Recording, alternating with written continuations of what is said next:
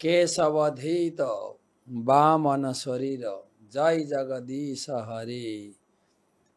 জয়দেব গোস্বামী লিখেছেন ভগবানের বামন রূপ। আজকে আলোচনা করব পার্শ্ব একাদশী, আমাদের ভাদ্র মাসের শুক্লপক্ষের একাদশী তিথি। বিশেষ করে এটা আবার আমাদের এই ভাদ্র পূর্ণিমার যে ভাগবত পাঠের ধুম চলছে, এই ভাগবত পাঠের ধুনের মধ্যে পড়েছে। হ্যাঁ, কারণ ভাগবত সপ্তাহ হচ্ছে রাধা অষ্টমীর পরদিন নবমী, দশমী, একাদশী, দ্বাদশী, ত্রয়োদশী, চতুর্দশী, পূর্ণিমা। তাই ভাদ্র শুক্লপক্ষের এই একাদশী মাহাত্ম্য কৃষ্ণ যুধিষ্ঠির সংবাদে ব্রহ্ম বৈবর্ত পুরাণে পাওয়া যায়। যুধিষ্ঠির মহারাজ জিজ্ঞাসা করলেন, এই ভাদ্র শুক্লপক্ষের একাদশীর কি নাম এবং আরাধ্য দেবতাকে, কিভাবে তার পুজো করতে হয়, বিস্তারিত বর্ণনা করেছেন ভগবান কৃষ্ণ। সংক্ষেপে বলা যায়, এই একাদশীর আরাধ্য দেবতা হচ্ছেন ভগবান বামন দেব। তো ব্রত করে বামন দেবের উপাসনা করা উচিত। আর এই একাদশী ভগবানের রথযাত্রার পরে শয়ন একাদশী হয়েছিল। শয়ন থেকে উত্থান পর্যন্ত টোটাল 4 মাস। আর এটা হচ্ছে মাঝখানে ভগবান একদিকে শুয়েছিলেন আর একদিকে পাশ ফেরলেন। পার্শ্ব পরিবর্তনী একাদশী বলা হয়েছে। এই একাদশী পালন করলে বাজপেয় যজ্ঞের ফল লাভ করা যায়। বাজপেয় যজ্ঞটা অনেক বড়। আমরা অশ্বমেধ যজ্ঞের কথা শুনেছি, গোমেধ যজ্ঞের কথা শুনেছি। বাজপেয়, যদিও অশ্বমেধ মেধ যজ্ঞের ফল কতটুকু আমরা পড়েছে শুনেছি, এটাও বলা হয়েছে কোথাও কোথাও 1000 অশ্বমেধ যজ্ঞের ফল একটা বাজপেয় যজ্ঞের ফল, এরকম বর্ণনা শোনা যায়। তো ভগবান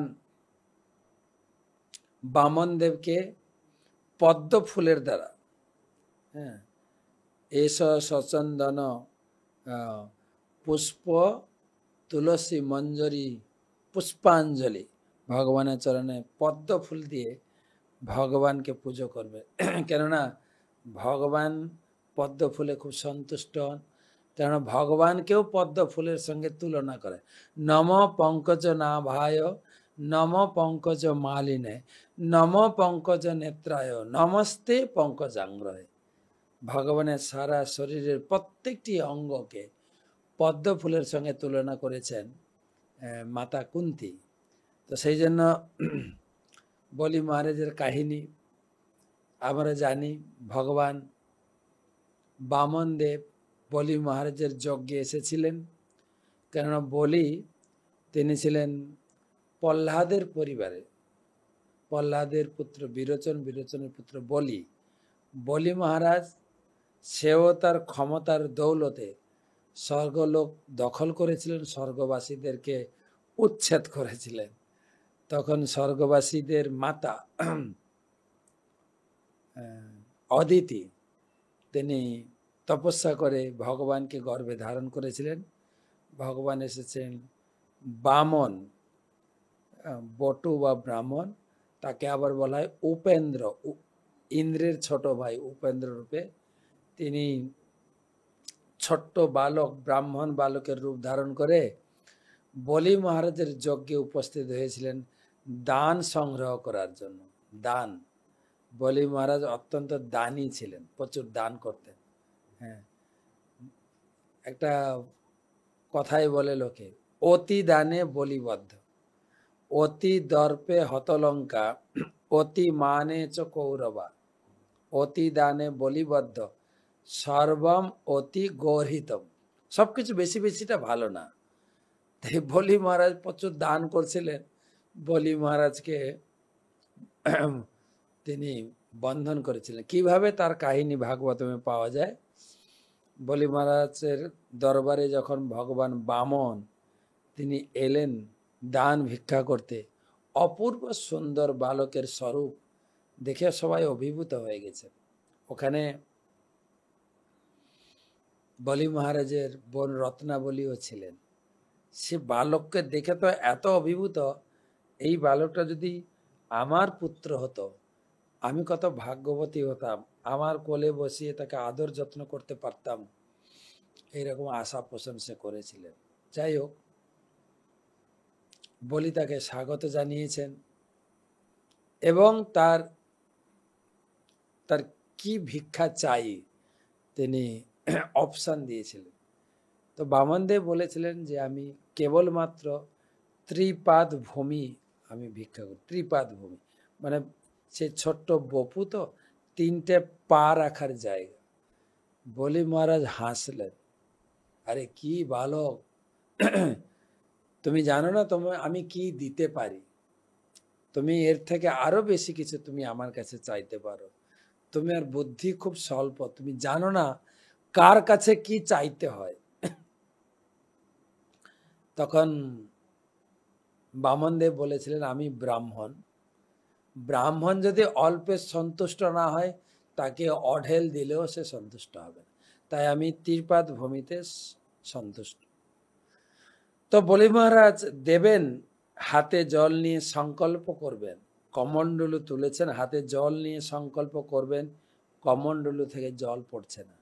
তার গুরুদেব শুক্রাচার্য তিনি বাধা দিলেন, বলে না না বলি, এ সাধারণ বালক নয়, হচ্ছে বিষ্ণু, ভিক্ষার চলে তোমার সমস্ত কিছু ছিনিয়ে নেবে।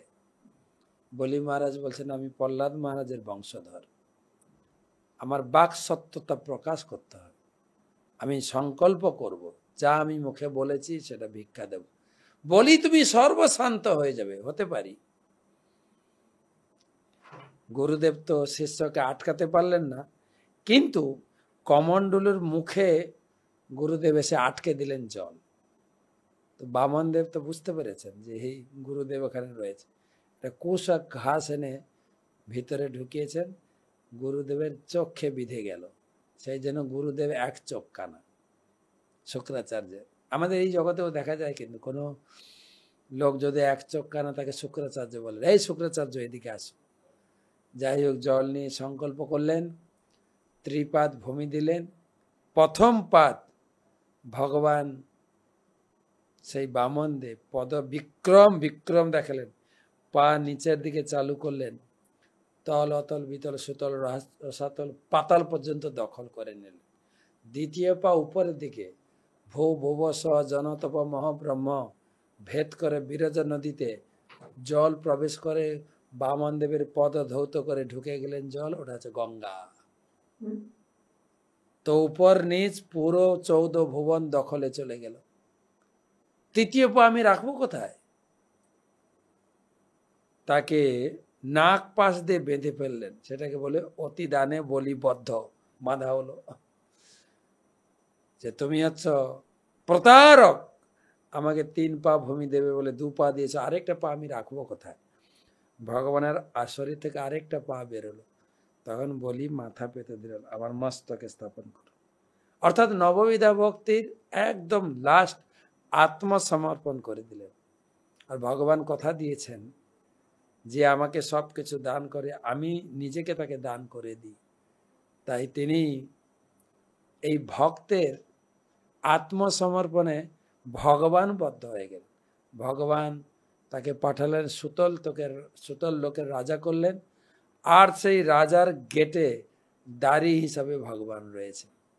ভগবানকে প্রাপ্ত হতে হয় ভগবানকে দান করলে, যে আত্মসমর্পণ করে ভগবানকে জিতে নিলেন।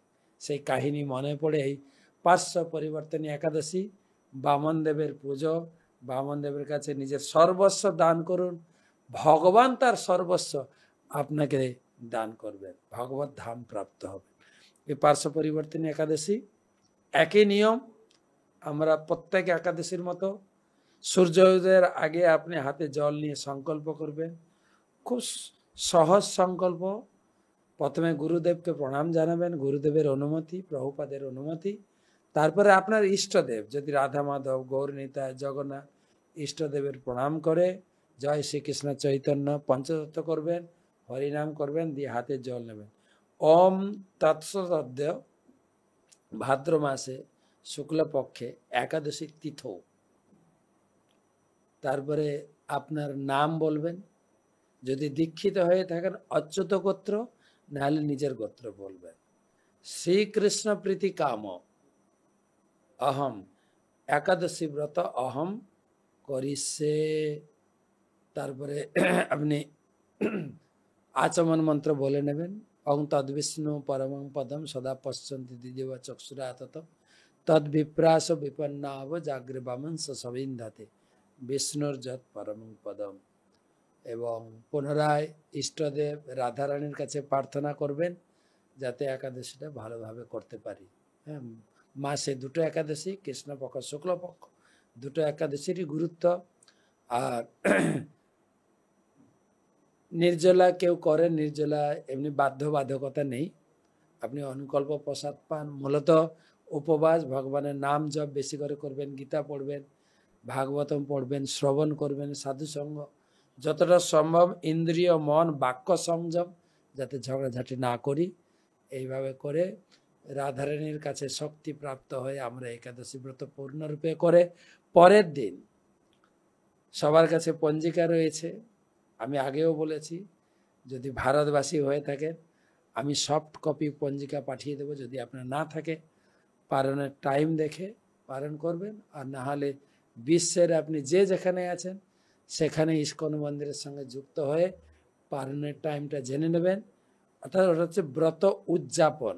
ওই টাইমে আপনাকে ব্রতটা সম্পূর্ণ করে, যদি সময় হয় অন্ন ভোগ দিয়ে প্রসাদ পাবেন, না হলে জগন্নাথের নির্মাল্য মহাপ্রসাদ গ্রহণ করে তারপরে আপনি ভগবানের সেবা পূজা আদি করে একাদশীর পূর্ণ ফল লাভ করুন। এখানে বলা হচ্ছে যে যারা ব্রত করছেন বা যারা এই একাদশী মাহাত্ম্য শ্রবণ করলেন, হ্যাঁ, উভয়ই আপনারা এই কেবল একাদশী ব্রত মাহাত্ম্য শ্রবণ করলেই সহস্র অশ্বমেধ যজ্ঞের ফল লাভ করবেন। তো ভগবানের কাছে প্রার্থনা করি আপনার ভালো করে একাদশী ব্রত করুন এবং একাদশী ব্রতের পূর্ণ ফল লাভ করে জীবনকে কৃতকৃতার্থ করে তুলি এবং নিজের জীবনে, এই জীবনে সুখ স্বাচ্ছন্দ্য, পরের জীবনে ভগবত ধামে নিত্য আনন্দ লাভ করতে পারি। ভালো থাকুন।